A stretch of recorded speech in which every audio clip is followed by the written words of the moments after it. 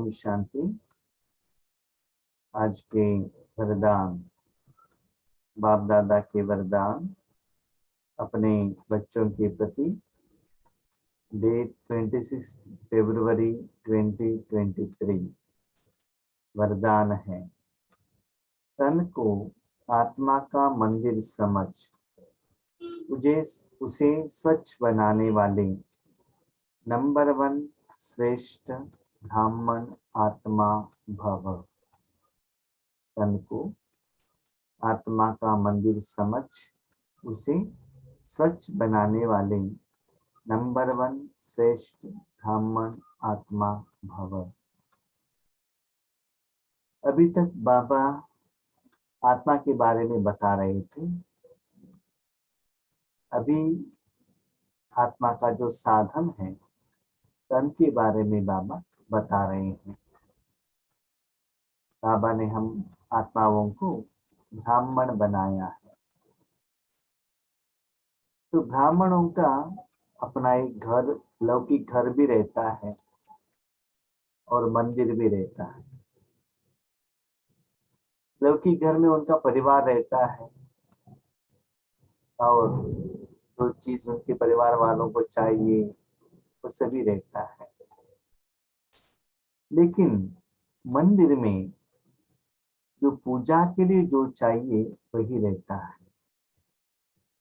और मंदिर में स्पेशली जहाँ मूर्ति रखा जाता है वहाँ हर रोज क्लीन रखा जाता है और अनवांटेड थिंग्स वहाँ नहीं रखा जाता है। वहाँ रेगुलरली पूजा का या अगरबत्ती का खुशबू आता ही रहता है।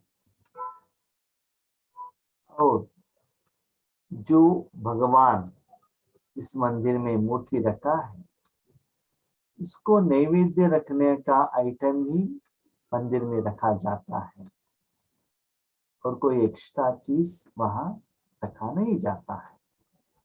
तो ऐसे ही बच्चे इस शरीर को अंदर से और बाहर से दोनों रूप में क्लीन रखना पड़ता है।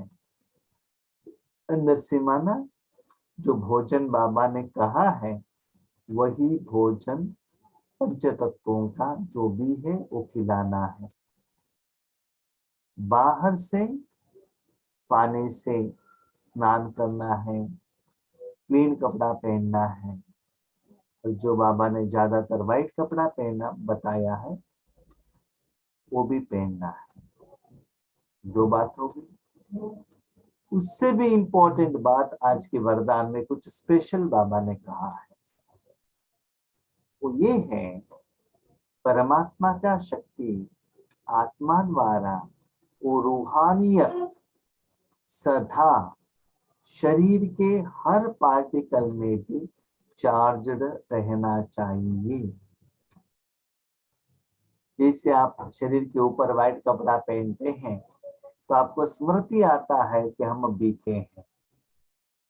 लौकिक में जो रेगुलर व्हाइट कपड़ा पहन रहे हैं उनके लिए कुछ डिफरेंस नहीं लगता है, लेकिन लौकिक में जो कलर कपड़े पहनते हैं, बाबा के घर में, मधुबन में, बट्टियों में, ईश्वरीय सेवा में जो व्हाइट कपड़े पहनते हैं तो थोड़ा बीके का जो एहसास एक्स्ट्रा लग जाता है।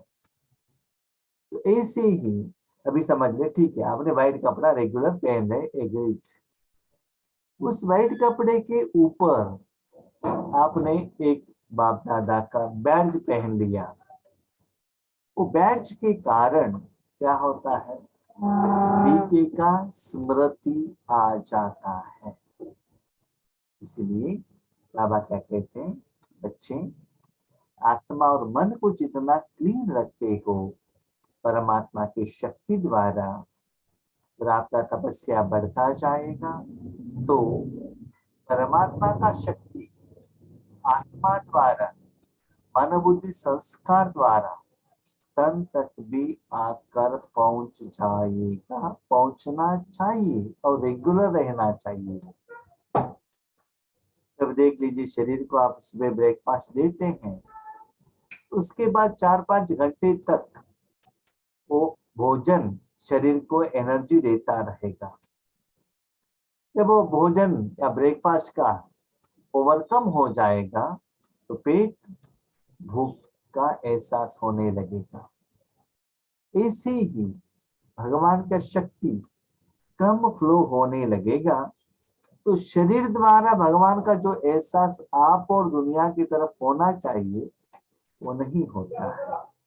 इसीलिए आत्मा को, तन है आत्मा का मंदिर, इसी मूर्ति को मंदिर के अंदर रखते हैं। याद रखिएगा, जब मूर्ति का जो प्रतिष्ठापन का काम होता है तब तक वहां स्लीपर लेकर जाता है, कोई कैसा भी जा सकता है, उसमें कोई रिस्ट्रिक्शन नहीं रखते हैं। लेकिन जिस दिन जिस टाइम में उस मूर्ति को जिस समय पर मुहूर्त में स्थापना कर दिया, हम बहुत रिवाज रहता है, क्या रखना है क्या नहीं रखना है। और यही नियम कहते हैं, जब मंदिर में आपको जाना है शरीर को नहला के जाना है, क्लीन कपड़े पहनकर जाना है। ऐसा नहीं बिस्तर से उठ गए और सीधा चले गए, ऐसा नहीं होता है। ऐसे ही शरीर जो है आत्मा का मंदिर।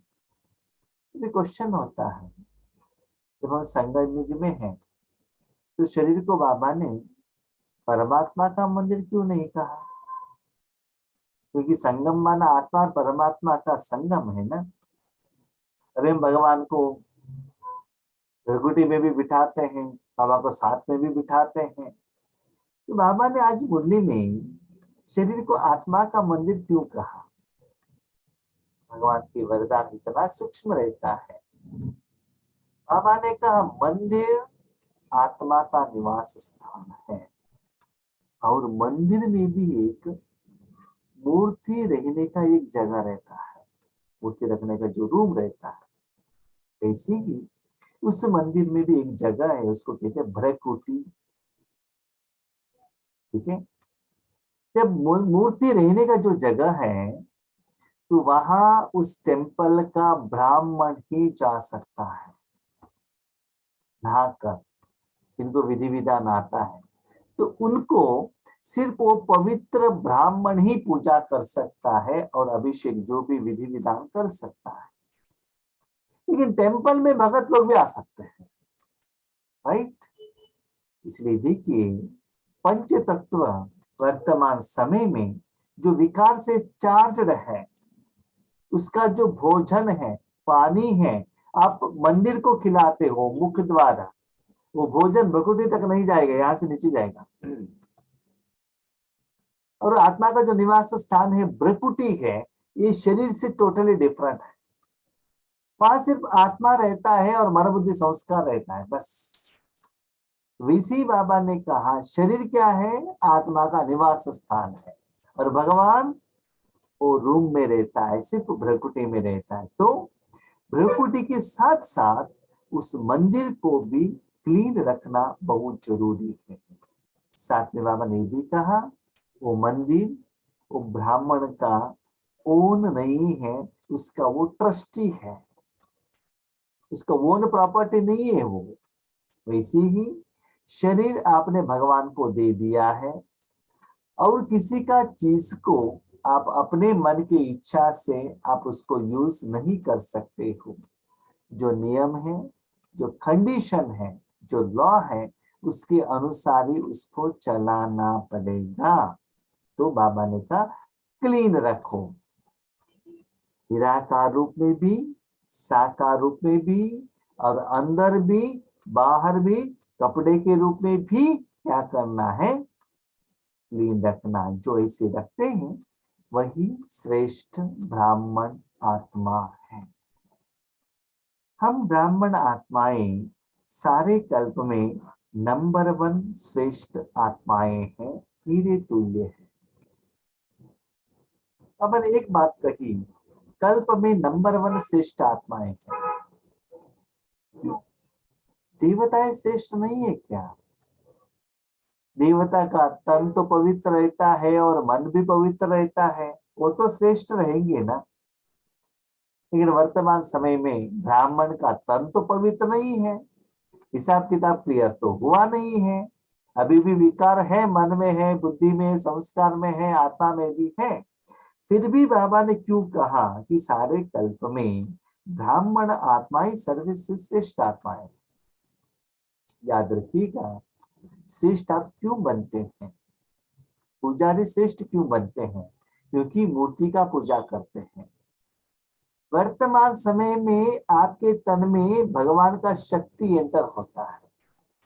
अब आपके पास उतना कैपेसिटी है तो भगवान को आप बुला सकते हो, भगवान को खिला सकते हो, भगवान के साथ संसार लीड कर सकते हो। इसीलिए बाबा ने कहा संगम युग हीरे तुल्य है और 5000 साल में सबसे श्रेष्ठ है। आपके कारण नहीं, आपने जिसको साथी बनाया, जिसको आपने पिता बनाया, सदगुरु बनाया, उसके कारण हीरे तुल्य है। इस स्मृति से तन को आत्मा का मंदिर समझकर स्वच्छ रखना है। देखो, आपके लौकिक घर में साल में एक बार गणेश जी का मूर्ति लाते हैं तो कितना क्लीन रखते हैं उसको।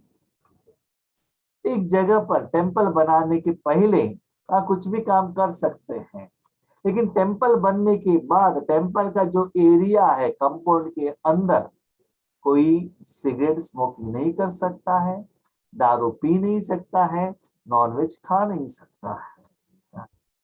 वर्तमान समय में नॉनवेज का भी देवता तो बन गए हैं, उनको प्रसाद भी चढ़ाया जाता है, लेकिन नॉर्मल जो टेम्पल रहता है उसमें थोड़े चीजों के लिए रिस्ट्रिक्शन रखा जाता है। अभी देखिए शबरीमले ऐसे जगह पर जाएंगे, वहां और भी स्ट्रांग नियम है। दारू पीने वाले दर्शन के लिए अंदर भी नहीं जा सकते हैं, नियम वहां बहुत कड़ा है। इसलिए बाबा कहते हैं इस शरीर को भी मंदिर समझकर मंदिर में जो जो भोजन खिलाना चाहिए वही देना पड़ता है। आत्मिक रूप में भी परमात्मा का शुद्ध भोजन ही देना पड़ता है। मंदिर में जितना भी लोग जाते हैं, जो उनको प्रसाद मिलता है, तो पहले मूर्ति के आगे प्रसाद चढ़ाकर नैवेद्य बनाकर उसके बाद ही प्रसाद मिलता है। ऐसे ही इस शरीर को जो भी आप भोजन खिलाते हैं, बाबा क्या कहते हैं? बाबा को भोग रखकर बाबा की याद में उसको शुद्ध बनाकर ही, दृष्टि देते हुए, सकाश देते हुए, पवित्र बनाकर ही उसको खिलाना है, अटेंशन रखना है। अपने घर में भी देख लीजिएगा, जिस दिन आपके घर में मूर्तियां आती हैं या त्योहार का दिन है, उस दिन भोजन आप पवित्रता के आधार पर ही करते हैं ना। इसी ही मन को भी पवित्र रखना है और तन को भी पवित्र रखना है। जितनी मूर्ति श्रेष्ठ होती है उतना ही मंदिर भी श्रेष्ठ होता है। देखो तिरुपति में मूर्ति जितना श्रेष्ठ है मंदिर भी श्रेष्ठ है। मूर्ति के नजदीक तक आप जा नहीं सकते हैं। और हमारे यहाँ जो शिवरात्रि के दिन में मंदिर के माना जो शिवलिंग के नजदीक तक आप जाकर पहुंच सकते हैं, उस दिन आप खुद अभिषेक कर सकते हैं, बाकी दिन नहीं। क्यों? शिवरात्रि के दिन आपको उपवास रखना पड़ेगा, जागरण रखना पड़ेगा, है ना। इसी बाबा कहते जो आत्मा पवित्र रहते हैं वही भगवान के नजदीक में रह सकते हैं। कोई कोई ऐसे भी मूर्ति रहते हैं, एक दीवार है, एक माना एक रूम है, उसमें एक पत्थर रखा है, मूर्ति रखा है, वहां पूजा भी चलता है। जब पुजारी पूजा करके जाता है ना, शाम में वहां कुत्ता आकर भी सो जाता है, गाय भी आकर सो जाता है। ऐसा भी मंदिर देखा है। क्यों?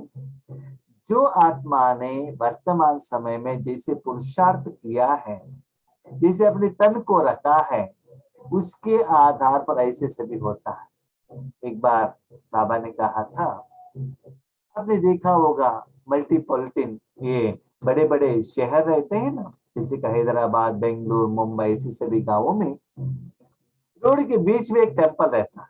बीच में एक टेम्पल, उसको हटा नहीं सकते क्योंकि भगवान के ऊपर लोगों को बहुत भक्ति का भावना रहता है। बिल्डिंग को तोड़ सकते हैं लेकिन टेम्पल को तोड़ नहीं सकते। लेकिन जब ट्रैफिक जाम हो जाता है तो उस समय वो जो लोग व्हीकल पर बैठे हैं ना, ताकि मूर्ति को डांटते रहते हैं, और उस मूर्ति को अगरबत्ती का स्मेल से भी ज्यादा व्हीकल का जो धुआं है ना वो आता ही रहता है। ऐसे क्यों?